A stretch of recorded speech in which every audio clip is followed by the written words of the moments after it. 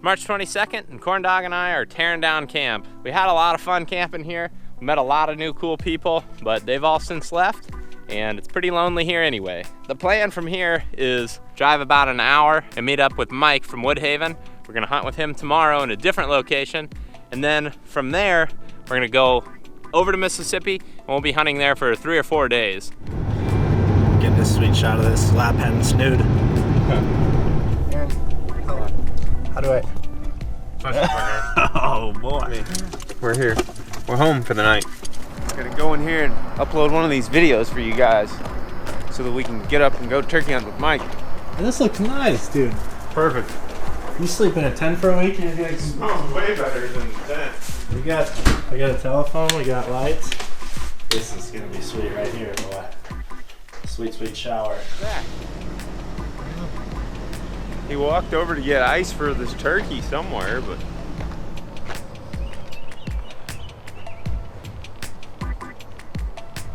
you got room for one more in there, Brody? One more what? Person. No. No room for anybody.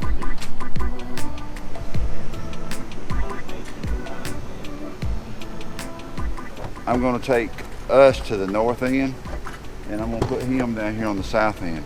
This is like opening day to me. yeah, I know. Because so I'm going through the checklist, making sure, and I probably forgot something that just is what it is. As long as I got a bullet and a gun and boots, that's pretty much all I need. Awesome. Let's do it. Let's do it. I like when you can't get on to private. Yeah, man. All right, I'm gonna tell y'all boys something now. Crowdbound boys, we're kind of strange, but you know that you're hunting with a serious turkey hunter when you bring his coffin with you. This is what we're gonna put him in, and we're gonna give him his ride out of here in his coffin. The way I look at it, we give him his last ride in a pine box. So when you come turkey hunt with a guy that's got a turkey coffin in the back, you know he's serious. Let's get ready. Let's go. Let's get after it.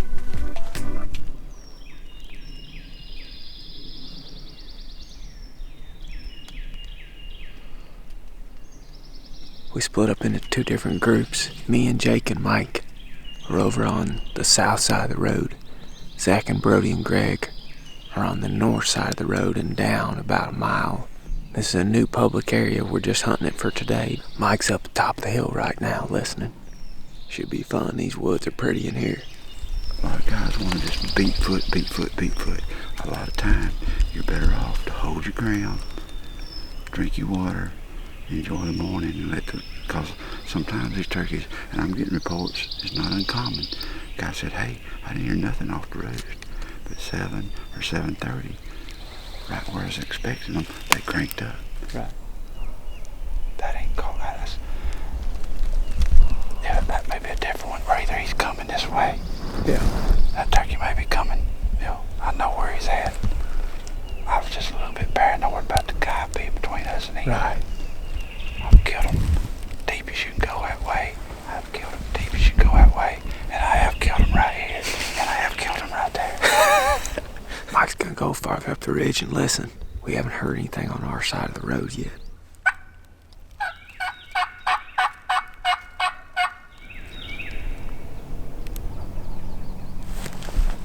Hear that one? Yeah. That was that way.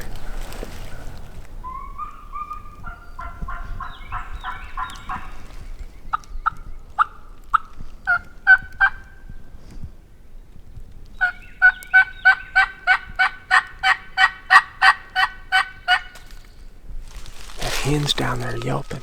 She's acting like she's coming this way. So we're gonna back off a little bit and get set up.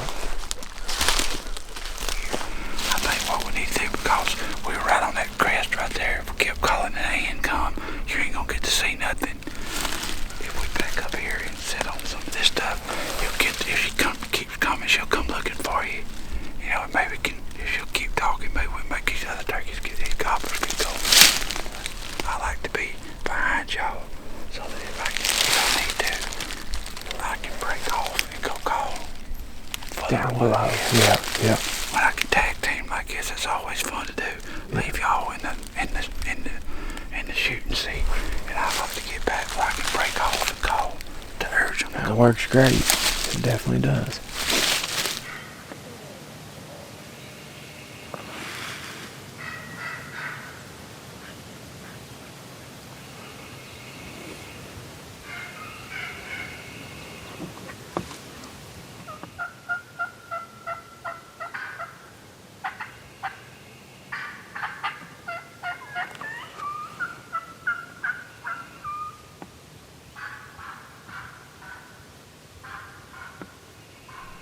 We just called that hen right up to the ridge to us. She popped up over top of the hill and saw us sitting here, but she was only like 10 steps when she did. I was hoping she'd have a gobbler right behind her, but didn't look like it. I think she was all by herself. This makes for the perfect setup, you know, with having 3 of us here. Me and Mike are both calling, trying to sound like multiple hens up on top of this ridge. Mike backed off the back of the ridge and was calling the opposite direction from where she was yelping. And it forced her to come up here on top of the ridge with me and Jake to get a look at where that sound was coming from. All the birds have shut up, or all the gobblers have shut up, should I say. We're up here at this high spot where we can hear quite a bit. So you never know. We're probably going to hear some more turkeys yet this morning, I think. Rolling. Finally got some birds gobbling, kind of heading our direction. But we're going to need to make a move down through this little saddle in front of us. We're going to try to get up on this high ridge behind me. Because those turkeys are just right over that ridge, don't you think? Yeah. We're getting close, though.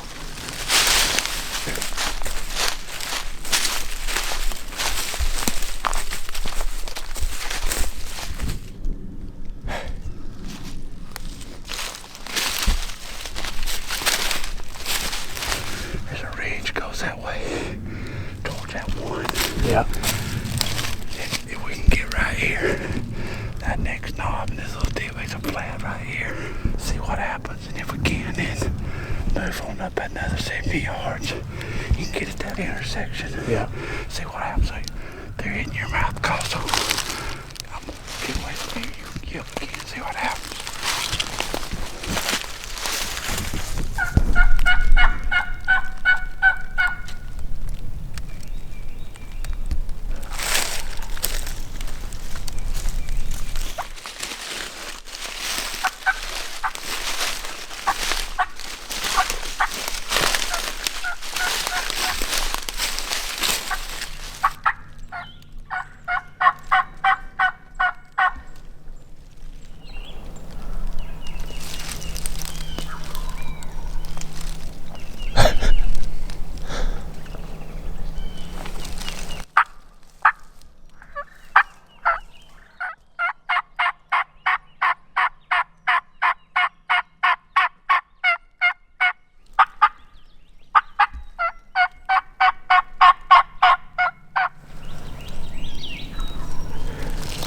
This is awesome. Right up on that ridge. We got one that's down a little bit. The other one's way up top on one of these ridges.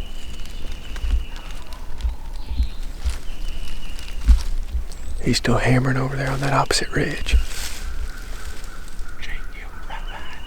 Yep.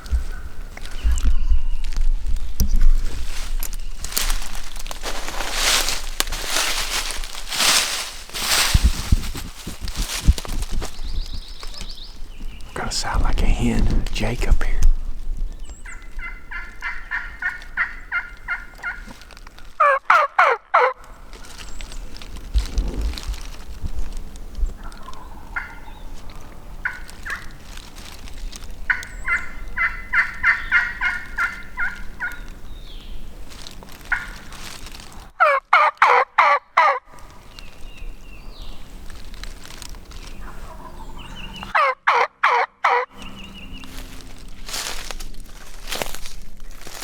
I mean, he's gobbling like he does have hens, but he's in a spot that he shouldn't. Right, he's in a spot where he should have He hens. should have He's down low. Yeah, but I'm wondering if this guy right here won't come on. Right. He's gobbling enough. My thought is, let's give him a little bit of time. Yeah. And if he just stays over and keeps on, we can ease on that. We can ease on that way. Thanks, bud. It's just up there on that high spot. Well, we got 2 options. Just two. He's moved about 150 yards since we first heard him about 30 minutes ago. Explain what Mike's doing. When we're moving on this bird, Mike is walking 50, 60 yards, stopping, and then we're walking and calling. so he can listen. These turkeys love it. They love to gobble and they love to come to a hen that is moving. Just got to be very careful doing that. What we're trying to do here is sound like multiple hens, just moving from ridge top to ridge top.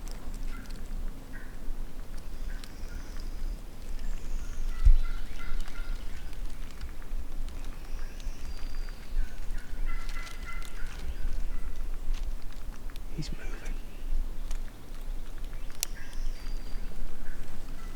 This turkey's moving or he'd be gobbling, I bet you. I bet you he's coming right up there like what Mike was saying they do.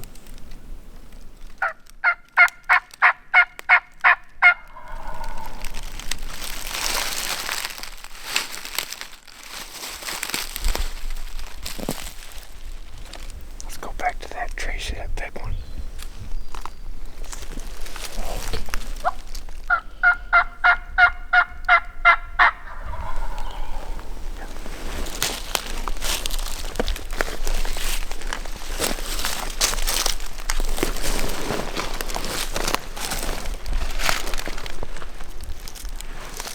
Get ready, Jake, he's coming.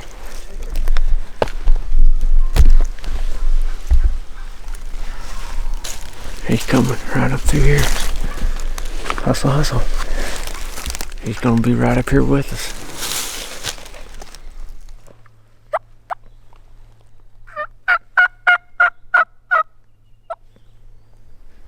This turkey's coming. He's just over on the next ridge. And Mike dropped down behind us over here, back here to the left. He's trying to bring that turkey over top of this ridge. It's gonna be a quick show. He's gonna pop his head up and we're gonna get a shot maybe, but the bird's coming.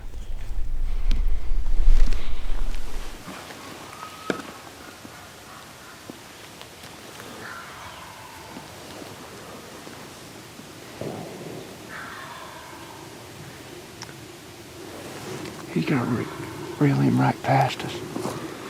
Mike's moving around back behind us even further. Back there. Moving around the ridge. Oh yeah. It's gonna be perfect. You may need to get around this tree a little bit.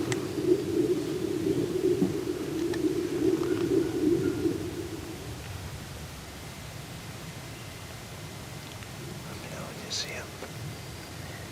Yeah, here.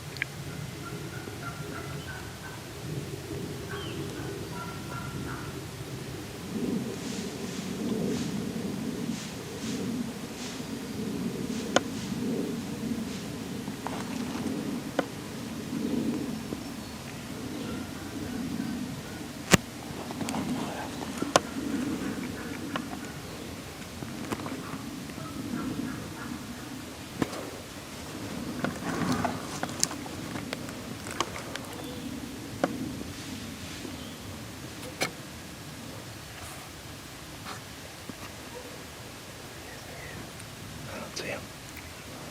He's behind the tree for me. Got him. Kill him, kill him, kill him.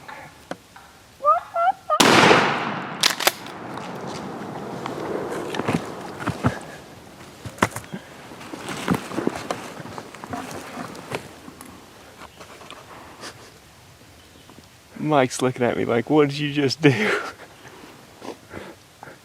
You don't hear him flopping, do you? He come to the tree that you were sitting at calling down in there. Yeah, I better keep that. That's gonna be all. Well, I wrote it like Peter wrote it on the rock. Yeah. I couldn't make a better script for you. I know it, man. I missed him. Dang it, man. Yeah, I know it. Boy, we did it right. He come to the tree I was sitting at. Yeah, he did. Did you expect any different? No. You know, if he was coming around, I was just gonna stay 180 and keep calling. I was back there raking leaves and clucking and purring and soft calling. I said, I was ready. well, he's went quiet, you know, and I was like, He's coming. But he was coming. He just kept we coming. heard him walking in the leaves. Y'all could hear him walking? Oh yeah, for a couple minutes. Dang it, man. I was calling too much, probably. No. I mean, it worked. If he'd have come up right up the ridge, we'd have been in a little better position because like I had him dead. You know, when he come up on that hill, I was dead on him, and then Jake said, "Wait, I can't see him." So I just said, "Well, you know, You know he's what gonna you work do? to the left, and he worked back to the left, and then I probably shot over top of him. You know what you do when they say wait, wait, don't you? Yeah. You shoot the cameraman. Look, we don't listen to cameramen in Alabama. If you get a chance to kill a turkey, you kill a turkey. Yeah. Cameraman can just, you know, he can eat gravy after you get through Well, eating it the ain't- biscuit. He done. Look at Well, this. he done come to where he ought to be seeing that hen. Yeah. I mean, and it's wide open in here, guys. Yeah. I mean, he's gonna get nervous. You know what I say? Womp womp womp womp. That's right. Ain't the first time. Insert the crybaby face. Yeah, get to this I ain't going crying, on. though. That's pretty cool. No, that worked just how it's supposed to work. That's what we've been trying to do. We for just don't have 8, a 9 turkey days to now. show for it. Oh man, I'm gonna have to take this one for a while, I bet you. But that was pretty cool. I hope y'all got to see exactly how we did that. You know, that bird was on the opposite ridge away from us.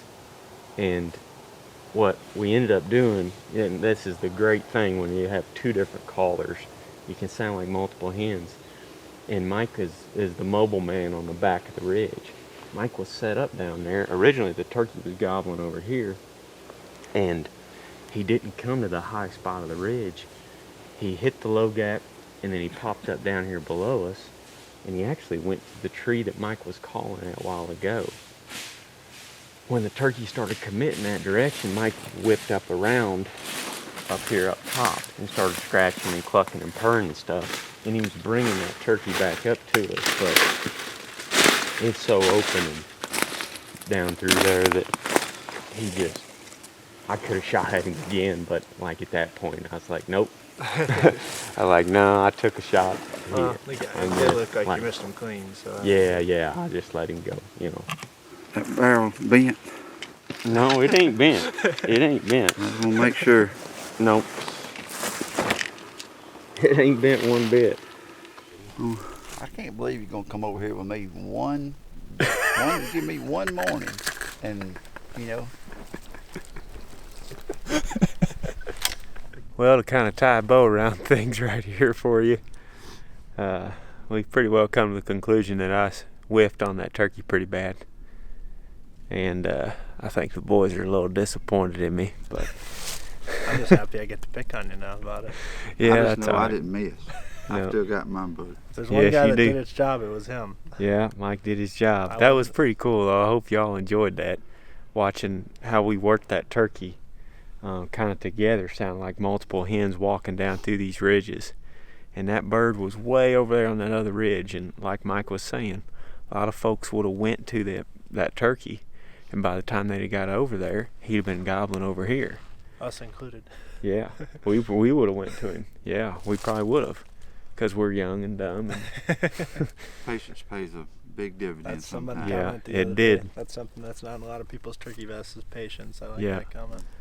It definitely paid off this morning as far as getting the turkey up here. I just didn't do my job with the shot, but Mike's gonna head back in. Jake and I are gonna hunt here for a little bit longer, and then go meet up with Zach and Greg and Brody, and That's Then- lunch. yeah, then we'll head in town and check out the Woodhaven shop and have some lunch.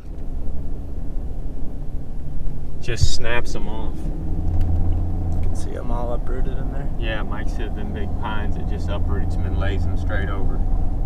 We're on our way back to town now to meet Mike for lunch, and the tornadoes that hit last week came right through this area, and Jake and I are driving through some of the damage right now.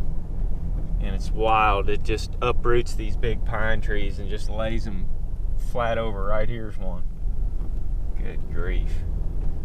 Right here's more of them. Look at all that. Good gosh. All of our, we cut a lot of our colored latex all by hand, and you'll see she'll have her frames laid out, and then she has a certain way. These are old machines that I had a machine shop build me years ago. So she takes what they've what they've got stacked, and she's gonna go through the process of putting the stretch on the call, the side stretch, the back stretch, and doing the actual building of the call, putting the stretch on it. Or the next step to this would be trim all that latex the spare latex off of the call, so it's down to just the frame. So they'll they'll come back over here. So she's got certain one of these. They know what color tape it's going to get on it and everything, and they'll just get those 100 out, and they get, again, everything kind of stays in those hundreds, and then they'll take them out, and we got tape cutters that cut the tape. They're out there on the floor though. You watch her; she's going to tape the, we flip it back and forth, and then take that out there to Lisa. Yep, we'll go out here and cut one. Really? Yeah, these are here old, but they've been doing this forever. You just put that caul in there on that press. It goes in there and fits on that horseshoe, and then you just pull this thing down and it's a punch. Take the caul out, and so that's how you get the shape. So we just throw this away, and that's the caul. That's the actual mouth caul right there. Y'all saw the mouth caul part right there. Mm-hmm. All right, and then Robin and Kyle, they kind of control. They kind of do all the phones and getting the orders ready, the shipping labels, and doing all that kind of stuff. They do all that right here. So these tables here, that's a wall of product that we try to keep ready to go, and then we just kind of build the orders. Pick out of there, and yep, we get the orders from Robin and Kyle, and we pick, and they'll have these tables. Just they work on them all the time. It looks like we're busy. It's a hard time of year right now. I mean, it's built in sections, in jigs. Each tool is set up to do a certain job. Of course, over here, it's the time of year we're not really sawing and semi-idle right now because we're not in that stage. When do you do that stuff? What time of year do you do most of the woodwork? As soon as this part gets done, as soon as we get through a turkey season, we start for another one. We're kind of like farmers. We got to put it in the ground, or we work all year. Sure, like that Santa makes Claus. sense. We got to make.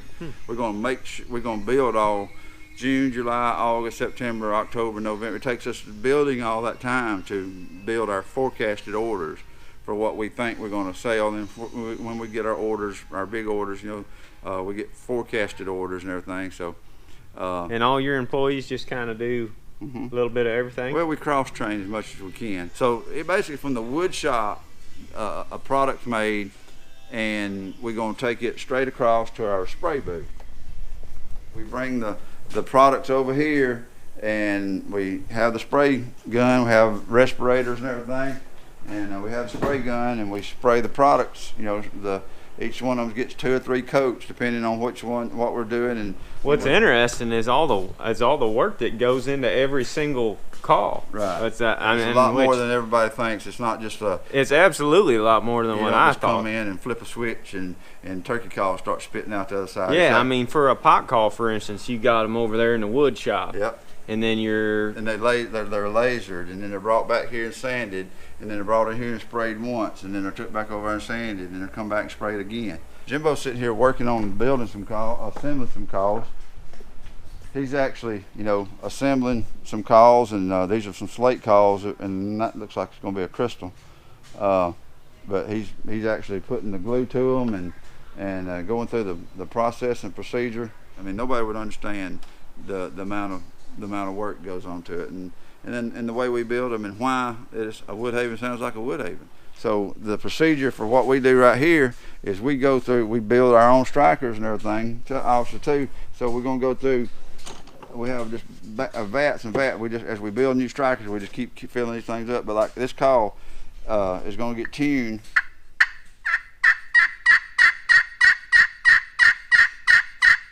Yeah, I just know there's no need in me reaching for another one. I know when that's good. But if that didn't sound good, I would throw this striker back in, and I'd keep checking this call.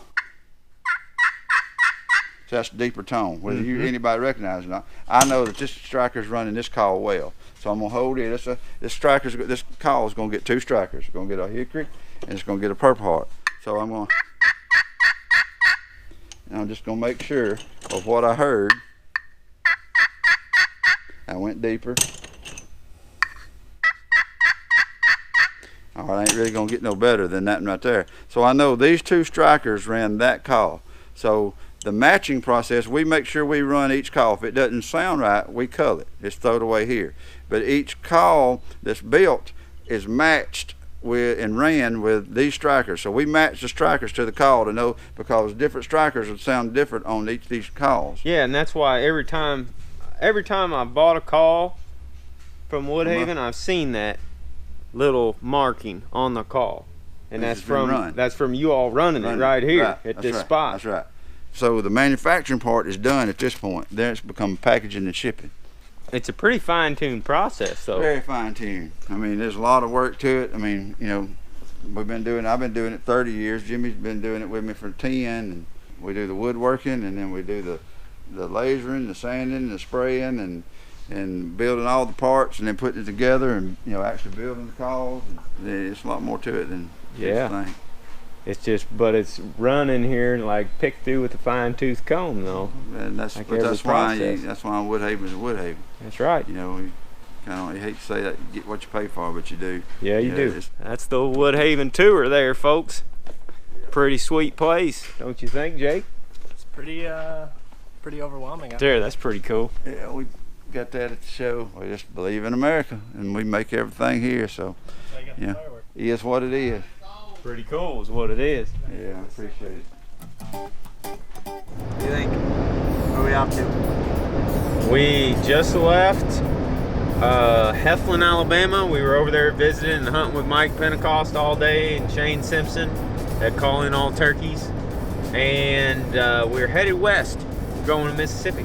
Set up camp. It'll probably be a bear setting up after dark, but we got to go into town, buy tags, and then hit the woods tomorrow. Nobody, you know, our give a crap is totally broken at the moment.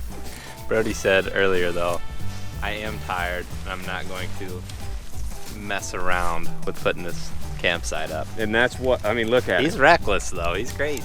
He's I an don't even animal. want to know what he's saying off camera. He's an animal. We're not on anything, people. We're just really tired. The campground costs 18 bucks a night. Since we're running out of dough, I got a 10. I think Greg has a 1. Yes. Literally my last dollar. Greg has, this is last dollar that he has. And I think I've saved up enough quarters, and Jake has throughout the trip, where we can make the 18 for tonight. Tomorrow, I don't know what we're gonna do. We're gonna have to try to go collect some bottles or something on the side of the road. It's getting late, and we gotta try to get a tag and figure out how to shoot these turkeys over here on this land that we've never been on before. So People should check out the podcast too. Oh yeah, and we did a really cool podcast. Thanks, Greg, for reminding me. With Mike Pentecost today at Woodhaven. We're gonna have that up on Podbean and iTunes, Stitcher, and the whole 9 yards here in the next couple days. We're gonna play. We got a really good idea. So we're gonna play. We're gonna try to get a double or get multiple birds in one day. We're gonna have that. We're gonna get a couple slow motion shots walking out. He just got that bird bouncing there, like, you know, those classic slow-mos. Those ones that have never been done before. Right. And then this song's gonna start playing. Two guys walking up here. They're carrying these birds. They're carrying the birds. They put them down. They face off. They're holstered here. With tape measures? Oh yeah. Looking each other dead in the eye. I'm scared at this point. Next thing you know, Greg gives them the draw. That's a measurement. First man to get the measurement wins. It doesn't matter. It doesn't even matter how long your bird is. If you got a longer bird than the other guy, you better hope you get drama for him because you got more to measure, you know? That's what I'm saying. Gonna be quick on that draw. You want to measure how long Yeah. that is? It's a You better hope you don't. get measurements. You better hope you don't shoot a bird the same day as that guy right there because he's pretty quick. Give me a draw. That's pretty quick. I think what's hilarious is, what do you think? I can just hear Brody out there hammering that stuff. Nah, he's just getting the stakes in. He's got it. Oh, I know he's got it. I don't know. This is a classic. This is from Good, the Bad, and the Ugly, boy. You ever watch this movie? Draw your measurement. Measurement. It's bedtime. Yep. And share stuff around. Share it, like it, subscribe it. I don't know. We're getting ready to go to sleep. We're getting pretty tired. So we are finishing up setting up camp. We're here in Mississippi. We made it. We don't have a tag. Frank won't answer at Walmart. We appreciate your business and look forward to the opportunity to serve you in our store.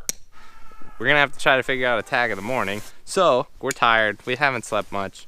Greg, I don't know the last time Greg did sleep. But thanks for watching. If you haven't liked and subscribed, please do so, and please share with your friends. We're gonna be back after him tomorrow in Mississippi. It's been been a fun ride so far. See how it goes.